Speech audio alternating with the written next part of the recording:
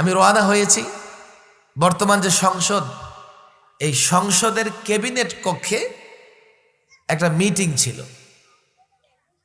বাংলাদেশের সংবিধান সংস্কার জন্য এই অন্তর্বর্তীকালীন সরকার একটা সংবিধান সংস্কার কমিশন গঠন করেছে।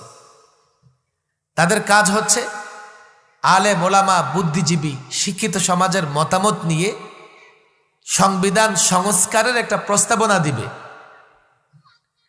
আমিও সেখানে গিয়েছি, আমারও কিছু প্রস্তাবনা আছে। আমি আলেম সমাজের পক্ষ থেকে, আমি হেফাজতে ইসলামের পক্ষ থেকে, দাওয়াত ও তাবলীগের ভাইদের পক্ষ থেকে আমি বলেছি পুরো সংবিধান নিয়ে আমি মন্তব্য বক্তৃতা দিব না। অনেক বিষয় আছে, কাজ আপনাদের।